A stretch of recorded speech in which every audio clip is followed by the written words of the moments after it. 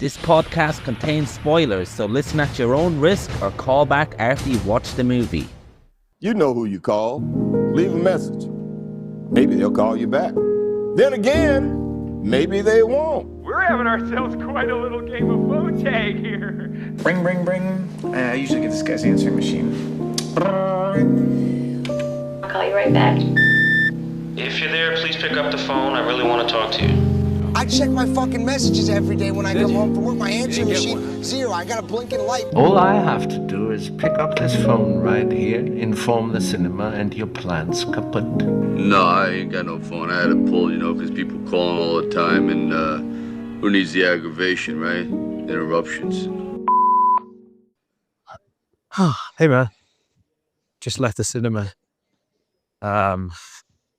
Center of Madrid.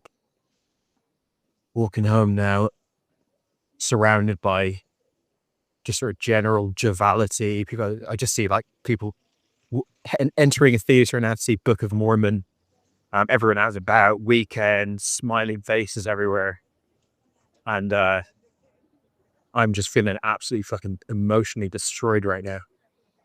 I just watched Memoir of a Snail. Not sure how familiar you are with this film. It's a new film by stop motion animator called Adam Elliot. Made a film called, I think it's called Harvey Crumpet years ago. And then followed that up with an absolutely devastating but incredible film called Mary and Max some years later with Philip Seymour Hoffman in it. Anyway, this is his latest one. It's got a sort of all-star cast of Australian actors, Sarah Snook in the lead. And it is absolutely fucking devastating. It is one of the heaviest, I would say it's definitely the most I've ever cried in the cinema. I'm kind of less likely to cry as much because I'm kind of, I guess just not at home, surrounded by strangers and stuff. But like, it was fucking rough. It is, Jesus Christ. As I was watching it, like there was points where I was watching where I was like, I wasn't going to leave because I'm not going to leave halfway through watching a brilliant film. Like that would be crazy, but it was kind of like when you watch the most extreme horror that you're absolutely terrified and you're like, kind of, I could turn it off. You're entertaining that thought.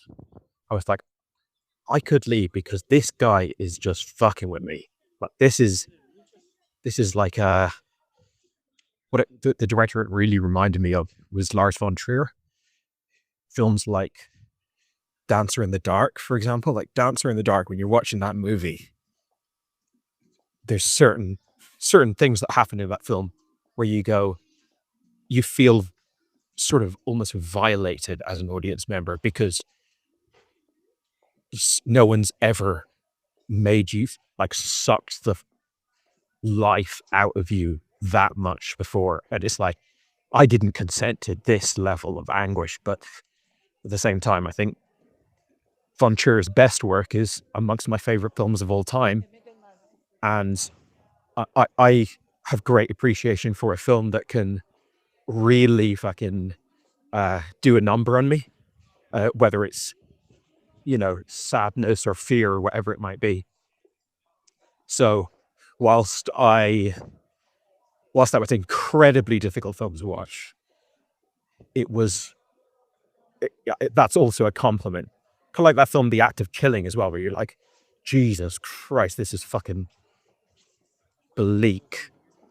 Anyway, I should sort of talk about the film, I guess.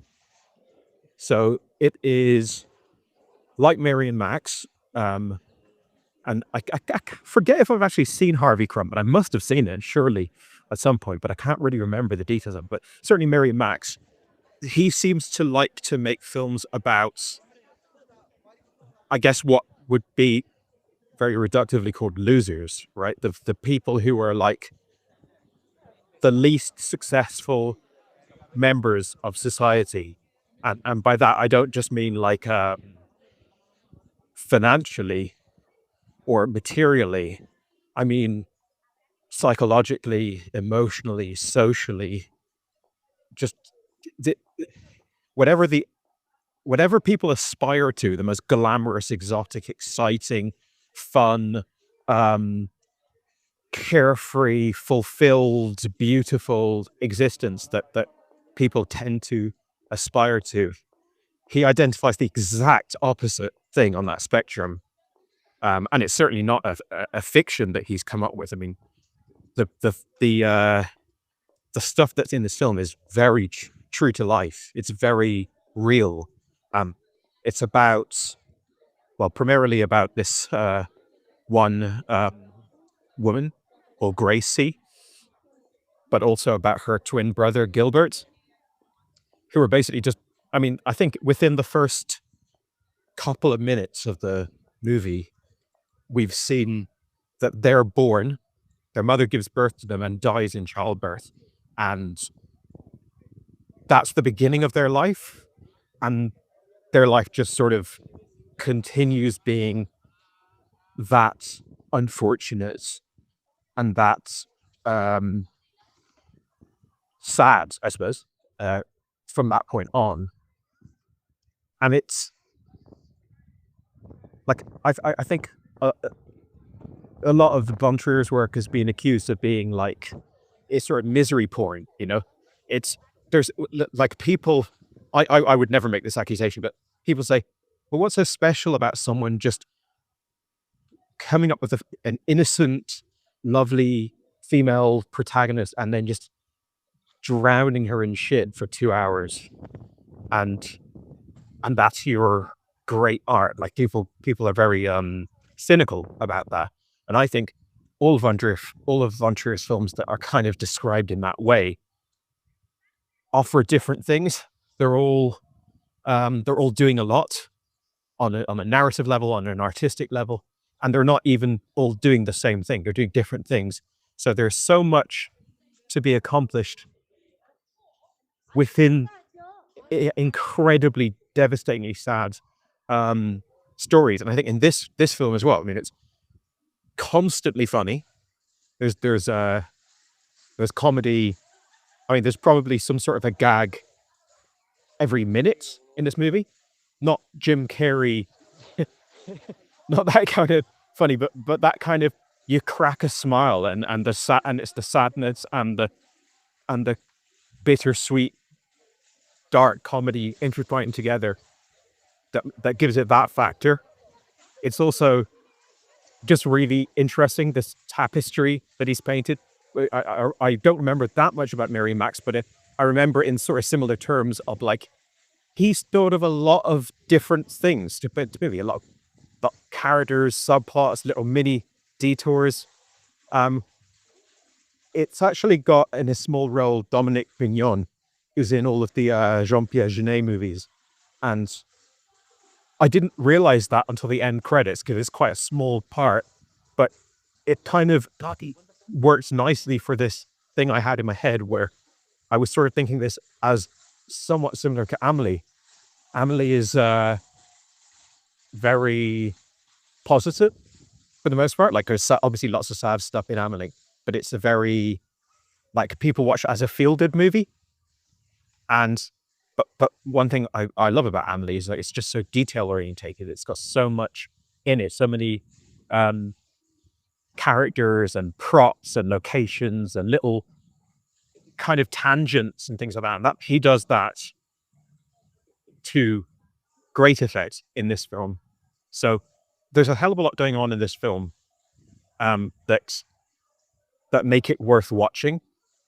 So it's not just purely an exercise in like, how sad can I think of things to happen? And it's also specific, like, you know, talking about their father, the particular type of sweets that he liked to eat, or just it's called Memoir of a Snail, and it feels like a memoir. She talks about smells she remembers, and you know, all of these like little details that have made up her life.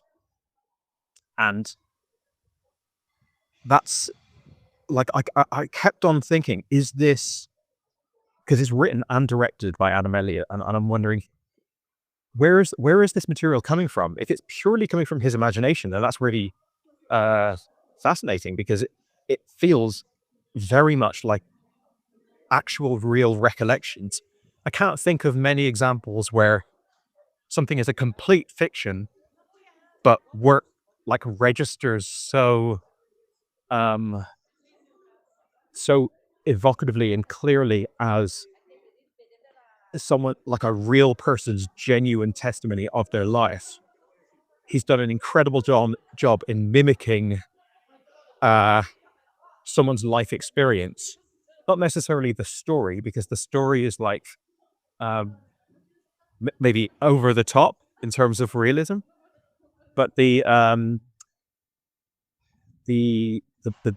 little moment to moment details all feel like they're plucked from something real. So yeah, that was interesting, because there's just like a very genuine heartbeat to this film that I suppose it like takes it away from just being purely an exercise in misery porn or in like audience manipulation. But yeah, I'm kind of like struggling even to process my thoughts on it, because I'm still so gripped by the emotional experience watching this film. It's like, and I probably aren't even communicating why that is in this voice message, but if you've seen it, you'll know, unless you're made of stronger stuff than me. But it is about a shut-in hoarder, like sometimes overweight and lonely, bullied, cast aside, like short end of the stick right from the beginning of her life, kind of outcast and weirdo, without a mean bone in her body either. Like, you know, it's not, it's a really, really sad life that you're viewing, but it's also one that rings very true. And it's kind of a like, there but for the grace of God go I type of thing. You know, we can all imagine, well, I don't know if we can all imagine this, but I could certainly imagine, like, I didn't make the right connections. I maybe lacked some of the social skills that I have, or, you know, a few adjustments here and there. And I might have found myself living a life that gave me very little gratification. And I count myself just very lucky to have managed to build a life that gives me so much security, emotional security, financial security, psychological security. Just, you know, generally, I think I tend to count my blessings quite often, and certainly a song like this would prompt one to do so. And yeah, as I was watching, I was like, are you going to give me something at the end? Because I don't remember the end of Mary and Max, but I do remember the feeling of the end of that movie as being like just an absolute crescendo of emotions and offering some catharsis, but also just very sad. And, you know, it's a beautiful film. But this film, as I was going through, I was like, are you going to give me something? Because I feel like you've made it so hard for me. Are you going to give me a little something at the end that I can be happy about? And it does. And I will, I definitely won't be like the one to complain about like, oh, it chickened out at the end. No, give in the midst of all this, give me one morsel of like an upturn in phase. It's kind of drizzling outside, and I just wandered into what I thought might be a Disney store, because it's got loads of figurines of Stitch, Lilo and Stitch, but it's actually not. It seems to be just like licensed cute characters in general, and it is very much the opposite end of the cartoon spectrum from the film I've seen. I'm going to have a little browse here, and then I might return to this in a minute with some more thoughts. Get out of that fucking place, Jesus! I was like, this. It was actually probably more rampant commercialization and like over the top, cheery, cutesy, smiley vibes than a Disney store. Somehow against the odds, just like packed center of a city, cute characters everywhere, people just like buying shitloads of like collectible Disney princesses and stuff. It's such a weird. I can't think of a worse place for me to have gone into after that movie. I was thinking it was like you're in the depths of depression, and then someone like to cheer you up, like throws like a surprise birthday for you where it's all like party games and everything like that. It's like, whoo, head spin. Anyway, I'm out of that now. I'm on the back streets as well, so stepped away from some of the intensity. And I got myself a drink as well. So now, let me try and talk about this film in a bit more of a collected way, in a bit more of a actual like analyzing the film kind of way. So I love stop motion animation, always have. It's like my favorite form of animation. Animation is one of my favorite art forms, and his films very much have the budget has certainly increased over time. You can tell, but like over the course of the films that he's made, but still they have like a bit more of a rustic kind of homemadey feel to them, as opposed to like the opposite end of the spectrum for me would be Leica, which feels like mega budget, like pure studio fare, and I love that as well. I think that's incredible.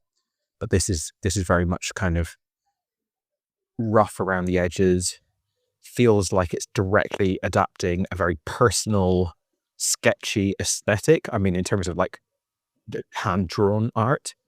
And I like that as the budget's increased and stuff, he has made sure to maintain that same energy. Like it feels aesthetically like a very personal work, and it hasn't lost any of its idiosyncrasies by him, I guess, getting more funding, and I would assume more and more team members and stuff like that. And there's plenty of difficult to pull off technical stuff in this movie. Lots of moving camera, lots of scenes with like a bunch of characters on screen, and you know, it certainly doesn't feel like you're watching like a YouTube video or something, but yeah, it still is very much like, I mean, I think the first time I probably laid eyes on this, I saw like a single image from it, and I was like, "Yep, that's that guy.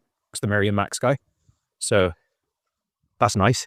Yeah, nice to have animators out there that are very much kind of like doing their own thing. It's also like nice to see filmmakers. I guess I think animation specifically, I like this in, but it could be any medium really, who are like really doing something of their own culture or their own country. It's incredibly Australian. It's mostly set in Canberra. There's probably lots of Australian references in this movie that I don't get, and kind of just like Miyazaki drawing attention to so many Japanese things for foreigners. Like you watch a Miyazaki movie and then you can kind of like learn, oh, that type of cut that they have, or that type of, you know, tradesman or whatever is something about Japan. Like his films are making zero attempts to be like Americanized Adam Elliot's films. So that's another good thing.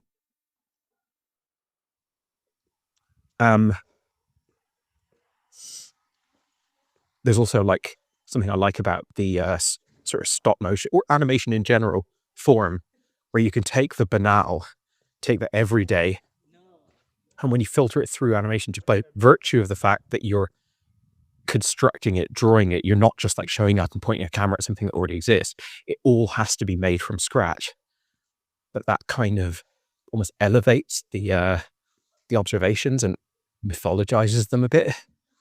So this film it has so many things like hoarders and libraries and stuff like that. They're just like the most banal aspects of average, everyday, middle of nowhere life. And just in the way that he presents them with his unique art style, and just the fact that it all has to be made, like all the props, every book and everything has to be made, it makes every choice just seem incredibly deliberate, because obviously it is. And yeah, I really like that.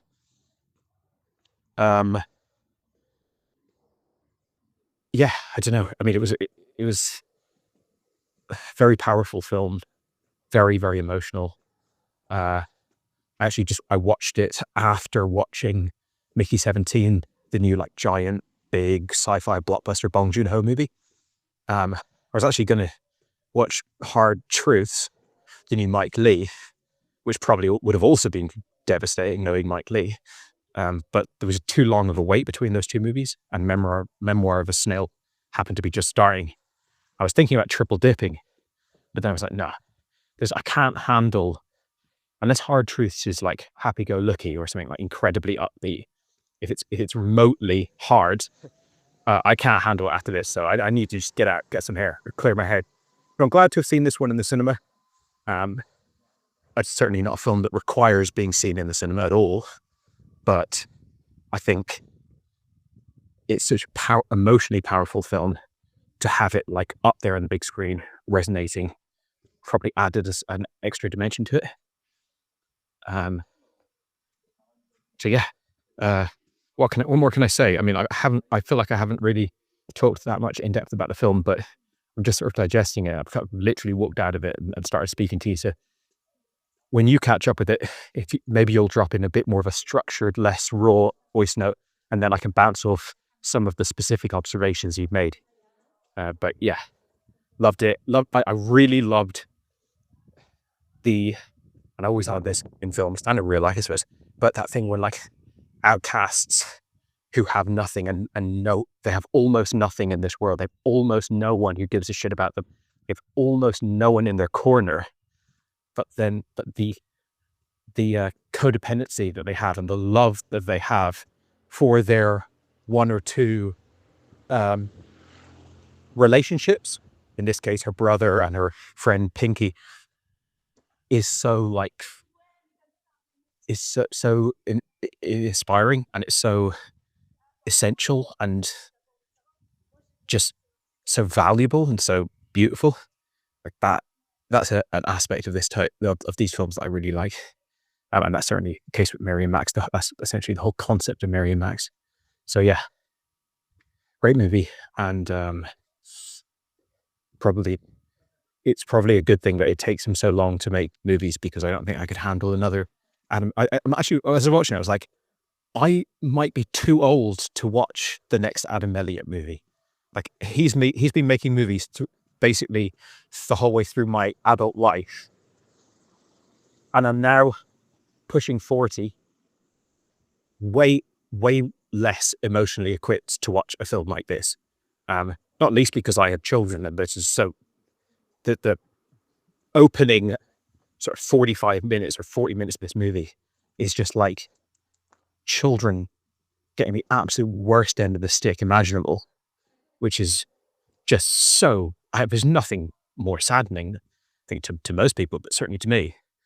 And I was like, if I'd watched this film 10 years ago, I could have handled it, not just because of the kid stuff, but just because, more emotionally fortified, less battle scarred from life. The next time he puts out a film, if he keeps on leveling up the sadness factor, I just don't even know if I'll be able to handle it. Although maybe he might be, it takes so long to make one of these movies. After living with this kind of tone and subject matter and sorrow for so long, I wonder whether his next film just be like some sort of like escapist crime caper or something. He's such an incredibly talented filmmaker, and despite how harrowing the subject matter is, he's got such a great sense of entertainment that I would love to see him turn his hand to something a bit lighter. There was kids in the cinema that I was watching, and it's not a kid's film. It's got pretty much, I don't want to say every adult subject matter, but a hell of a lot of adult subject matter in it. But I guess people time and time again make the mistake of like, animation equals kids film. This was nominated this year at the Academy Awards for Best Animated Feature and lost out to Flow, which we watched within the last week. And as much as I like Flow and I admire the chutzpah of making Flow as the outsider with very little budget and everything. This to me is a much more powerful work. Not that I give a shit about the Oscars, but yeah, I can't remember what other films were nominated. I'm assuming Inside Out 2 was, but I'm not sure what films were nominated this year. But yeah, this is the type of film that I think people who are unaware that animated movies have this type of film in their canon, and when they think animated movies, all they think of is like the Minions and stuff like that. I wish they'd watch something on it. It's not because it's like the best film ever or that they would necessarily love it, but just like the picture people have in their heads about animated films is really made up by, you know, like 5 animated films every year, when actually there's like over 1,000 animated films made every year, a lot in Japan, but even just around the world. And I think, yeah, this is definitely one that I wouldn't be taking my kids to anytime soon. Anyway, let me know what you thought of it. Yeah,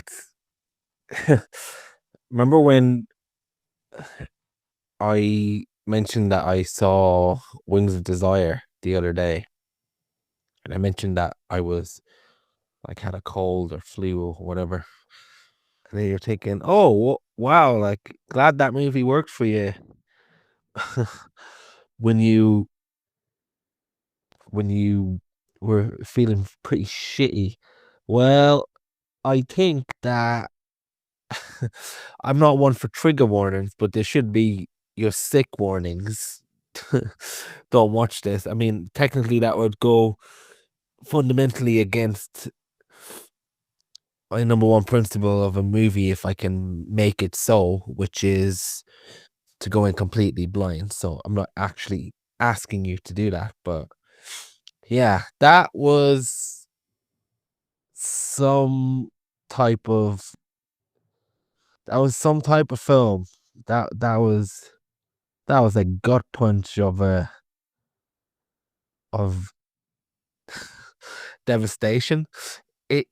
It's interesting hearing you record your thoughts straight after seeing it, walking out of the cinema, and just how much the feeling that you were left with from the movie dictated almost everything you said and could try to say. It's certainly not incoherent by any means, but it's funny that I could understand the absolute whirlwind of emotion going on in your head as you walked around Madrid and trying to describe what you've just seen.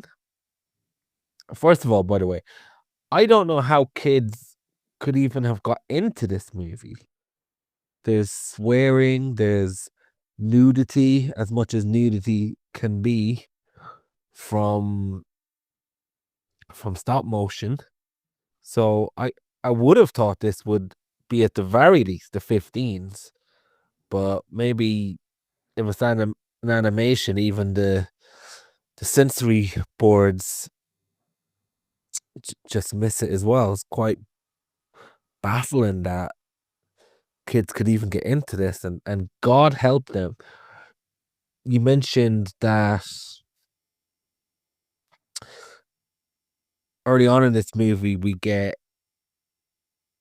almost like a synopsis of the main character's childhood. It's probably about 5 or 10 minutes, and not childhood, but her very early childhood, where all these terrible things happen, being in hospital all the time. Her mother dies at birth.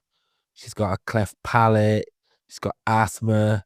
She had to have a blood transfusion. And it reminded me of what Quentin Tarantino said about There Will Be Blood, where in the opening scenes, Daniel Plainview is finding a gold nugget, I think it is, and then he breaks his leg down the well, is it? I guess it's a well. And then we see him trying to get back to town, crawling kind of backwards, shimmying. As Quentin Tarantino said, that's a movie in itself, and we don't even get to see that. The next thing we get is to see Daniel Plainview just back into town, but in a way, Paul Thomas Anderson has gave us a whole other movie that just took place in our heads in between one scene, and this movie does that countless times. And early on, when we get that journey of that childhood, we're already imagining a whole movie and a whole lifetime of childhood trauma and an upbringing that it doesn't even need to show all of it after that. We just have lived it in quick time. And that's a genius trick. And I feel like this movie does something interesting as well, in the sense of it's called Memoir of a Snail. A lot of maybe the first half of the movie, I don't know, takes place during the childhood of these twins. And there's something about that early foundation that this movie gives us, that and combined with the stop motion animation, that you feel like this movie is narrated by stunted childhood trauma and stunted development and stunted growth. So much so that when the main character is narrating this, that it does this trick where even when she becomes an adult, or at least I felt like it was the child of her still speaking to us. And that's a really interesting framework for a movie like this. And on top of that, yeah, I think I have seen Max and Mary. I don't remember much about it. I'm not 100% sure if I have seen it. I'll have to consult Letterboxd when I used to log movies. But there's something about the stop motion in this movie that also almost visualizes the psychological horror of how children who are fucked up sees things, or maybe not necessarily children that are fucked up, because maybe children in general experience some of these manifestations, how old people look, for instance, or just how people who are mean to them, like the bullies in this. I think Roald Dahl did it quite well as well, where I don't know who his animator was that used to do the drawings in between the pages of Mr. Fox, the Twits, Matilda, Mrs. Trunchbull, but there's a type of warpness to how you were scared as a child that manifests itself in this movie. And it's something that I certainly remember as a child as well. And I remember even when I was a kid, one time my mother, I guess, I don't know what she was doing, maybe she was working, but we had to spend the day at our neighbors, and it's not a neighbor I was familiar with. She was quite old. I remember we put on The Sound of Music, and as a 5-year-old, 6-year-old boy, that's fucking torture. Or at least the opening scene is. I think it won me over soon after that. But I remember her smelling funny, the house really looking quite strange with the amount of figurines, with just the things that I wasn't used to seeing in my own house, and it just felt inherently strange. She smelled strange. Even what she was wearing was strange. Her hair was strange. Just something that I wasn't used to. And there's just something. There's something as a kid that there's a certain strangeness to that you can remember sometimes. Now I will say she was a lovely lady. Don't get me wrong. But yeah, this movie captures that very well.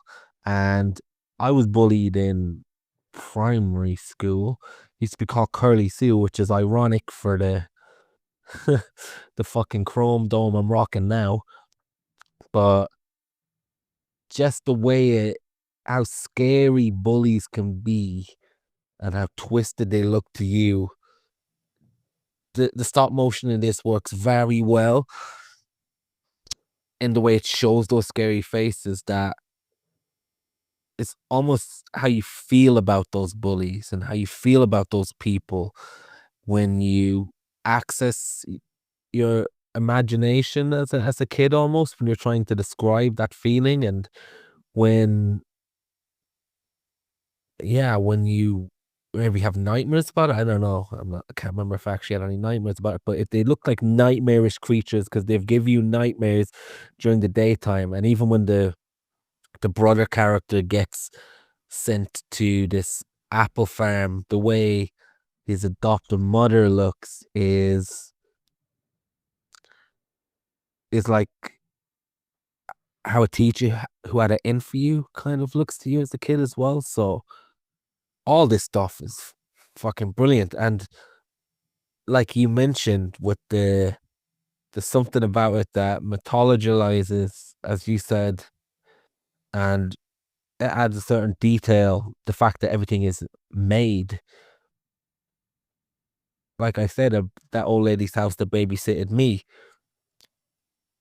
You kind of just notice all these details of things that are in the cupboards, things that are hanging on the walls, and the strangeness of everything. This movie captures that so well. Another thing I really liked about this movie as well, and yeah, I looked up this afterwards. This isn't a true story, whatever that means, but it had me it had me hook, line, and sinker in the believability that this was 100% fact. Obviously, it has some nice animated liberties. But regardless if this does come from the imagination, there's something very real about this. The female character, I've encountered people who think like her, who's got the short end of the stick like her, who, as the film brilliantly puts it, are locked in their own cage by just their upbringing or how they think. I am very familiar with people who've thought like that throughout my life, and yeah, this movie, as you mentioned, this guy, the director, he has a fascination with the real outcast of society, like the real, like we watch movies where, it's a slice of life, as a, like I've invented recently, as slice of life. This guy who cleans toilets, and in Jim Jarmusch, Patterson, we get Adam Driver as a bus driver. Very ordinary people. This is like 10 degrees further down to the depths of, like, what would be, I presume, to most audiences, unattractive figures, both physically and mentally, to spend time with. But boy, is there a lot. This is as epic as something like Gladiator in a way, because it comes from a point of view of the human experience that has more tragicness and tragedy, I guess, than anything that happens in epic movies. It is just something, man. And yeah, fair play to him for following these characters and giving us these characters like this, and speaking up for people like this. And as depressing and as just really upsetting and melancholic as this movie is, it's also hopeful. And I'm not just talking about the the jump the shark, if you want to call it, moment where the brother didn't die in that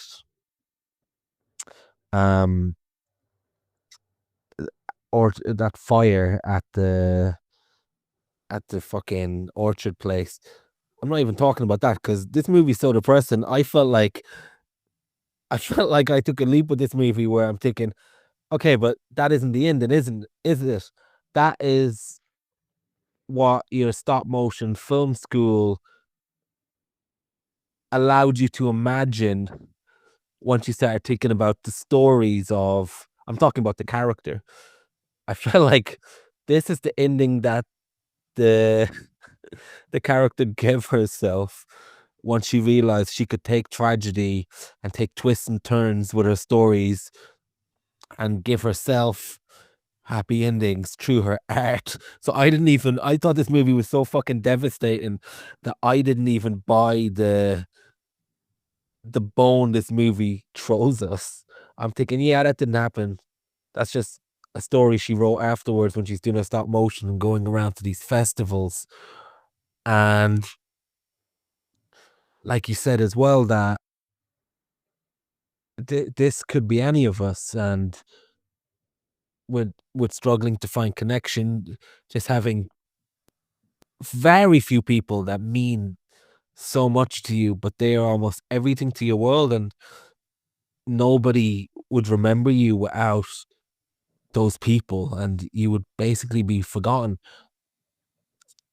That can happen to any of us, and I often feel like the way I struggle to make connections, and I've got very strong connections, but it's a very small pool of people, and the people that I even do love, like my family, and like, for instance, I got a very special place in my heart for my little sister, but she doesn't communicate through like social media. She doesn't like text and calls, anything like that.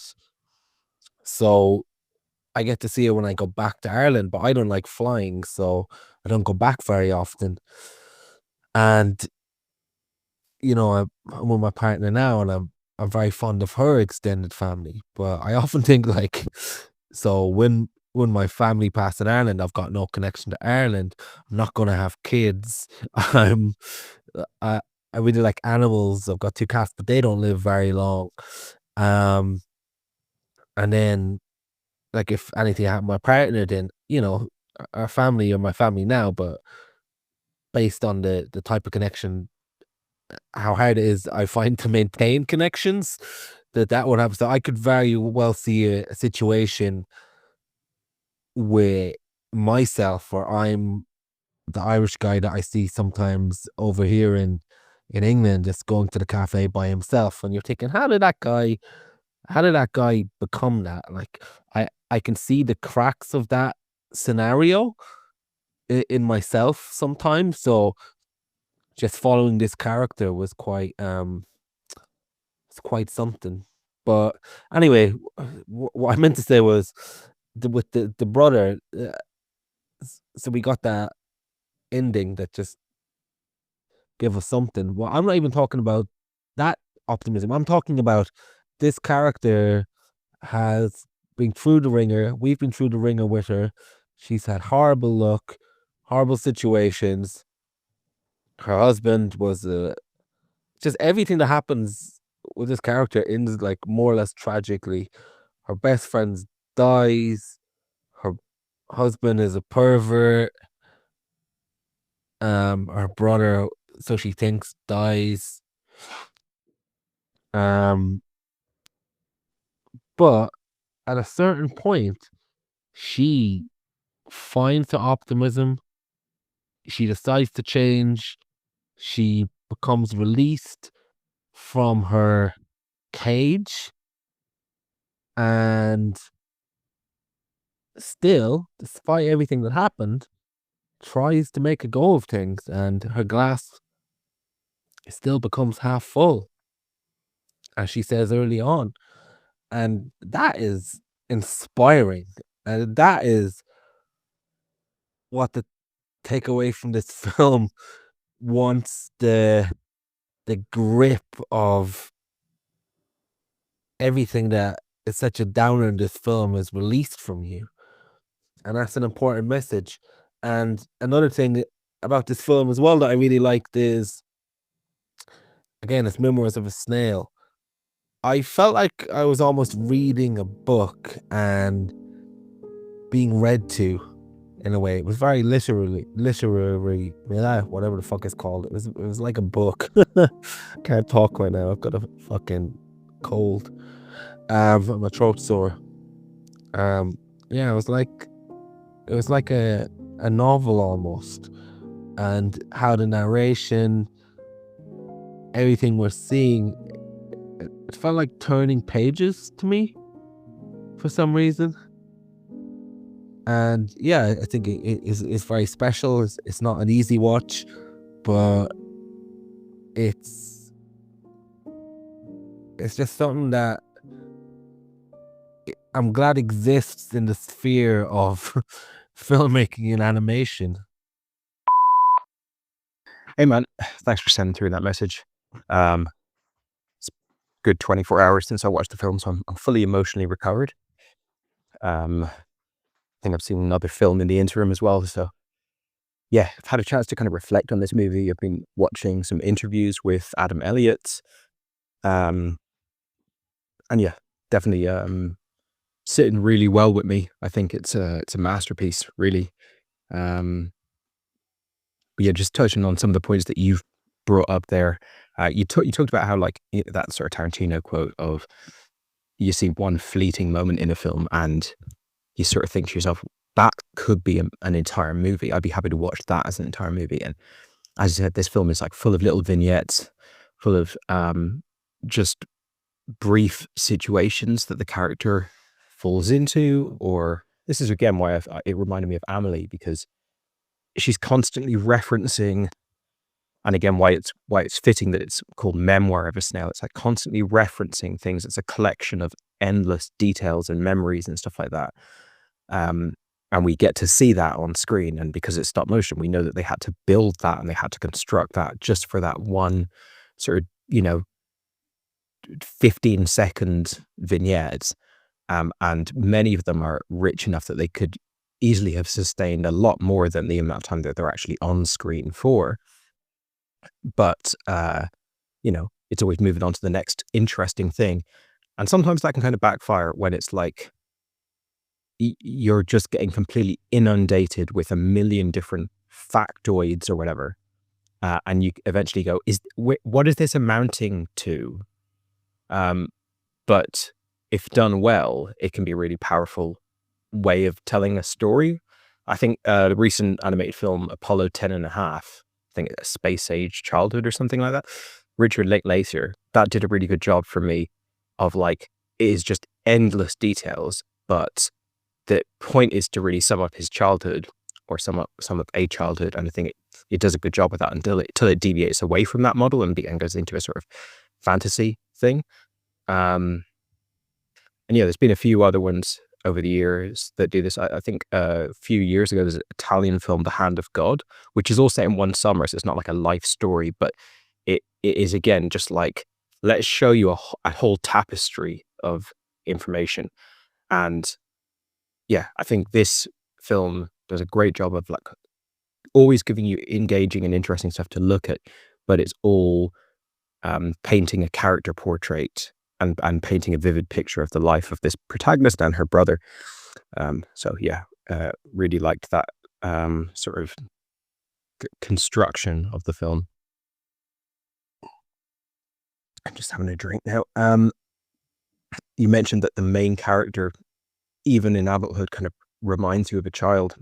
It was certainly the case for me, and I think this isn't photorealistic human anatomy, so it's not always super easy to tell how old a character is based on their look.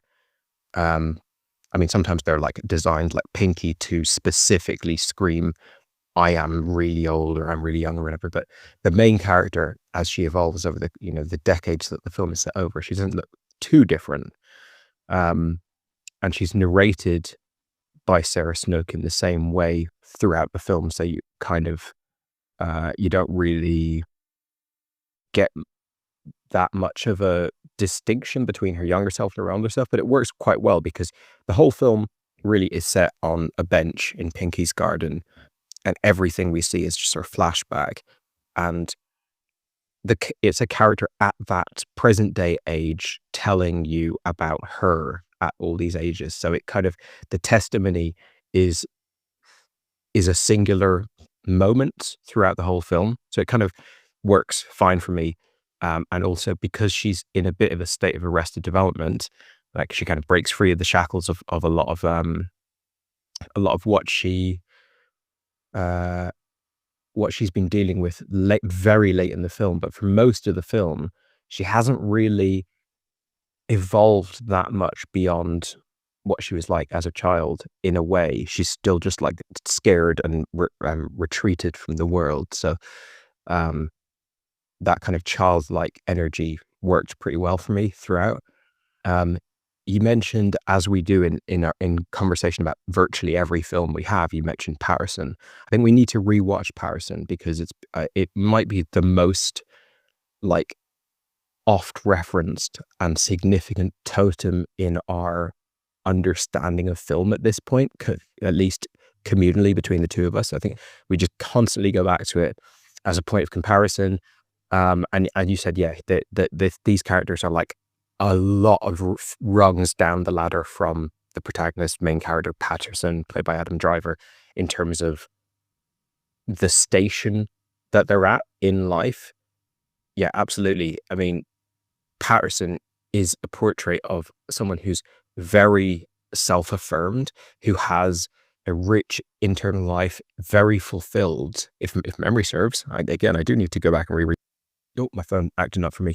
Yeah, he's got his poetry, he's got his simple life that he's built for himself, and it's working really well. And these are characters that,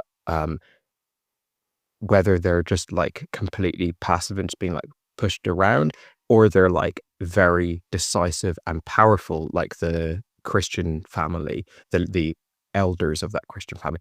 Either way, they're completely unhappy and life is just not working for them at all. So yeah, it's like worst case scenario living, as you said, like just more and more bad stuff happens to her. And I think the thing that you said, that like, there's this sort of positive ending, that things take a turnaround, and she manages against all the odds to make a go of it and build a good life for herself, and that makes this a very uplifting film. I mean, I don't want to completely put words in your mouth, but that's kind of like the tone of what you were saying. I agree, and I think the reason why that's so powerful is because although horrible stuff has happened to her at the hands of others many times over the course of the film, the point where it's the darkest, before Pinky kind of comes in and you're like, you like just gives her that support and gives her what she needs to be able to turn things around. The state she's in is she's now the one who's messing up her life. Like it's been an insidious process that's happened over her whole life that's got her to this point. She's always been kind of indulging in negative impulse and stuff, but we've reached a point in the film where like no one else is really going to screw her over now. She is screwed because she's depressed, and it's not a passing depression. You could imagine without Pinky coming to the picture, hypothetically, we could be looking at the beginning of like 5 decades of depression and then death. She hasn't got any tool set to climb out of that hole. And that is the worst thing in the film, really. That's like the heaviest thing. You see horrific stuff, especially the brother dying, but you see horrific stuff in this film. But when you realize that this person is now, they're just dead inside at this point almost, that's the really, really bleak part of this film, or the most bleak part of this film. And the fact that is then followed by her sort of getting her shit together, getting into her stop motion animation. I love that the Canberra Film Festival or whatever that she puts her like not very good little film on in is not some like glamorous thing where suddenly she's on the red carpet and people taking photographs of her. Like, I love that this film doesn't betray realism. You actually referenced this sort of like jump the shark moment, and you had your kind of it sounded like your interpretation of it was like it was still even potentially open-ended, that this isn't to be taken literally. For me, as I was watching, I was like, I'm happy for you to jump. Well, I wasn't using that language, but I'm happy for you to sort of give me a bit of sugar at the end, because you've put more than enough shit on this platter. You have earned something Hollywood little thing to go at the end. Not little thing, it's the most significant thing ever, of course, like reconnecting with the brother. I remember Tarantino, to go back to him, when he sold the script for True Romance, one facet of that script was that the characters die at the end. The Christian Slater and Patricia Arquette characters. And when Tony Scott got his hands on the movie, he was like, well, this is a fairy tale. They have to get away, and they have to ride off into the sunset, in a loving embrace. And Tarantino was like really against that, but Tony Scott convinced him of it, and it works incredibly well in the film. And I think you can do a sort of not cheesy, but like a very, very sweet, cathartic, happy ending really well sometimes. And I don't know, I just completely burst out in tears when the brother shows up again. And yeah, for me, the film has done enough. I don't know that there would be much gained by this film ending badly, because I would probably just be like, well, so what is the point you're making, that life is just shit, that the world is just absolute like unending shit? Fine, like that's a perfectly legitimate way to end it. But I think this thing of like, if there could be a light at the end of tunnel, something good could happen if you just hang in there, is also as legitimate way to end it. And it also gives you more of an emotional, varied roadmap to explore as you navigate the film. So that worked for me. And also, just kind of on that point a little bit, the one thing I appreciate about the film is, oh, my phone's killed me again here. There are some characters in the film that are like, that are completely ghoulish and just one note evil, like the bullies. And there are things that happen that are just like singularly bad. But I like that there's a lot in this film that's got just a bit more complexity to it. Like her husband, who it's revealed has latched onto her because of a fat fetish, and that is really his point of interest in her, and he's been deliberately fattening her up, etc. When she kicks him out, when she kicks him out, he is and I could be projecting a lot here, and I could be like reading a lot into just like a little lump of plasticine mumbling. So, but my interpretation of that scene is that he's filled with guilt, remorse, shame, and also that he's in love with her. Or he loves her, at least. I don't know, pick your phrasing, but it feels like there's more going on than just like, oh, I've lost my fat like object. I've been found out. It feels like he is really sad because he realizes he's really hurt someone he actually has come to care about, whatever his initial point of interest was. Or like the father, the father seems like he is someone who, because of the accident and because of his personality and various factors, like lacks the capacity to actually provide a good, proper parental role model. He's an alcoholic, if memory serves. There's a lot of alcoholics in this movie, so maybe I'm mixing people up, but he's a real mixed bag of like bad father and person that clearly has some strengths, some like positives to them. Or like, the brother gets sent off to this Christian place, and you've got initial assumption that like every member of the family is just like ghoulish and just fucked up. But what emerges from that is that one of the brothers falls in love with him, and there's other things going on than just like the most simplistic version, which is just like, that's the bad family. You mentioned Roald Dahl, like I can imagine the bad family, and they're all bad and they're all evil, and they just different levels of psychotic. I was actually waiting for something to happen, maybe. Oh, my phone again keeps on cutting off as I speak. I think it might be Owen, the father. I was waiting to see if there's going to be something a little more there. But yeah, I don't know. There's just a lot of stuff in this film where it's surprisingly complex. Not to say it doesn't have also like quite simplistic stuff in it as well. It does. But yeah, there's a lot of different things to dig into and think about. And you could, kind of like if you read Angela's Ashes or any of these kind of things where it's like, this was a whole life, this was a whole era, this was a whole neighborhood, this was a whole, collection of characters, a family, whatever. You come away from it and you go, like, you've got like the starter, you've got the beginnings of a whole load of different threads that you could pull at.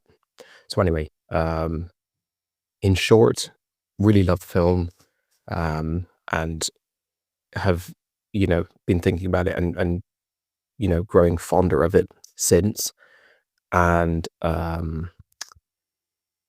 I mentioned in my voice note the other day that it'd be good if he makes something light and kind of a crime caper or something.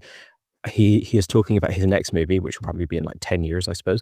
But his next movie being a road movie. He says he's made enough movies about people sat in rooms and sat in the suburbs, and he wants to make something out on the road. So I don't know if that's a similar impulse to what I was describing. He certainly didn't seem to sound exhausted from all of the sorrow that's in this film, but he did mention, to your point about it not being a true story, I believe most of what we see in this film is drawn from anecdotes that he's picked up on his way. He's talked to this person, he's talked to that person, he's heard this story. I'm sure some of it is just like pure fabrication, but I think a lot of it rings true because it is sourced from real stuff. So it's not a true story in the sense of one single person's experience, but I think there's a lot of people's trauma and baggage captured in this movie. Yeah, apparently this guy, the director, can't remember his name now. He said, I want to say Adam Levine, but I know that's not it.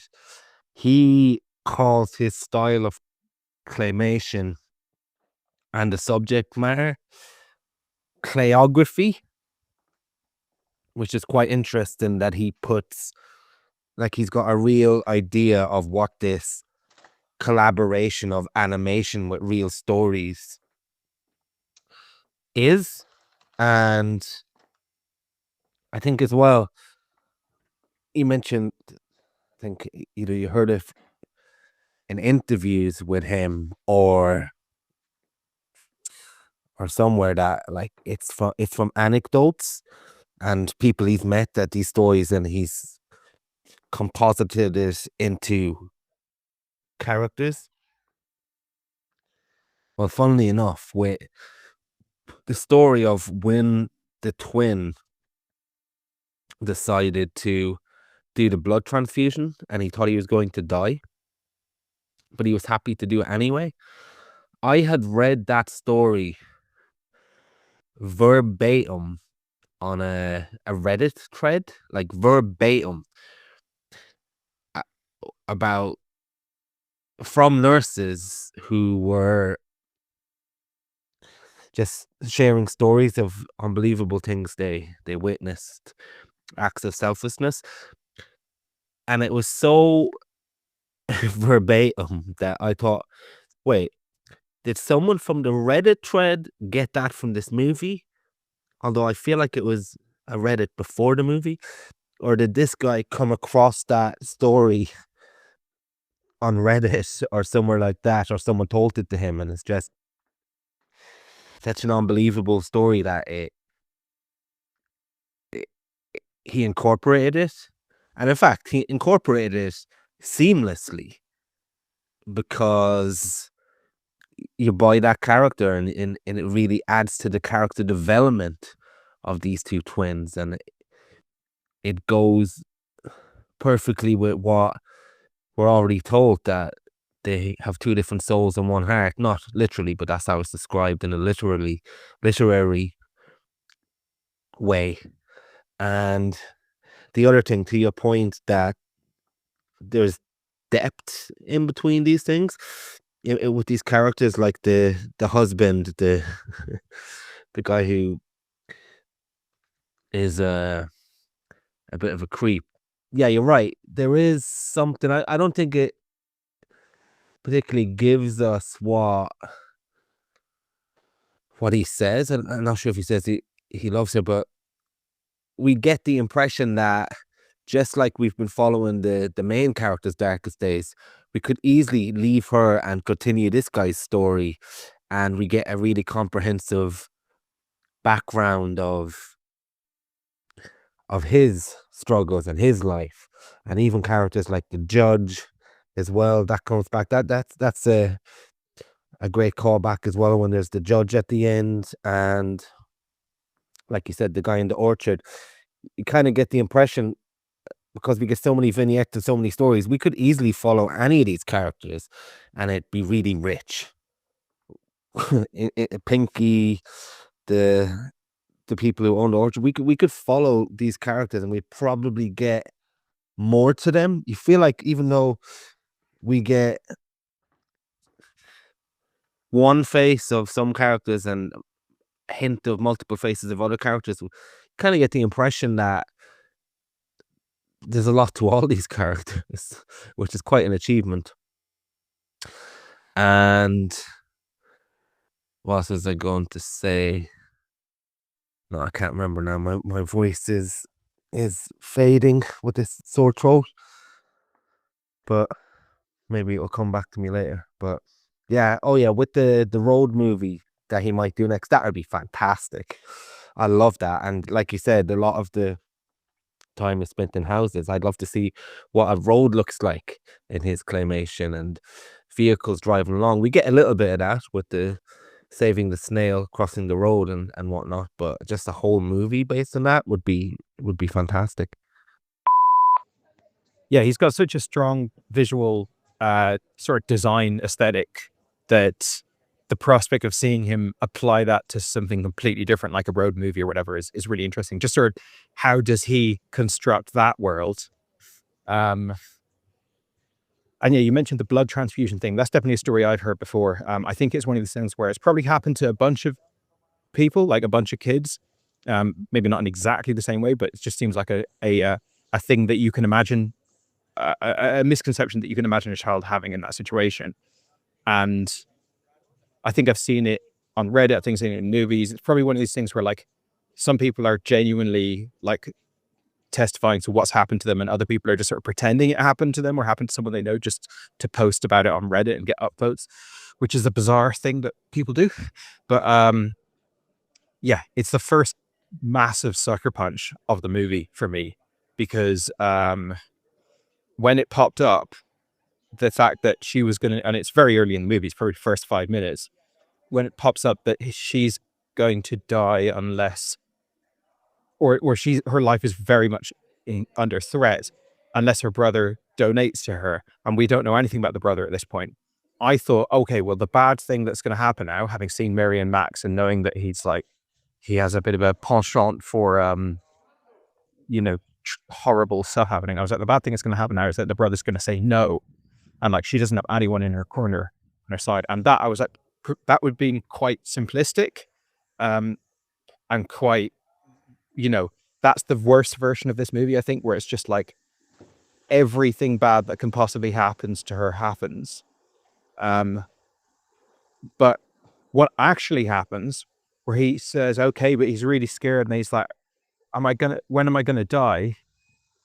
Is like, it's so much more devastating, because it's that thing of like, I can't believe how beautiful humanity can be sometimes, that actually like brings a tear to your eye. And especially children, so innocent and so like uncorrupted, that they would make that decision and be really scared for themselves, but still sort of just do it without much hesitation. That's the first time the floodgates open for me, and it's just indicative of many of the moments that are going to come, which are like really sad, but more interesting and complex, and more to sort of chew over than just a base, simplistic, bad thing happening to her. So yeah, an early sign of what's to come in the film, and yeah, definitely one that I'll always remember and maybe watch again someday once I've recovered from this first viewing. Your mailbox is full. Please delete new or stored messages which you no longer need so that new messages may be received.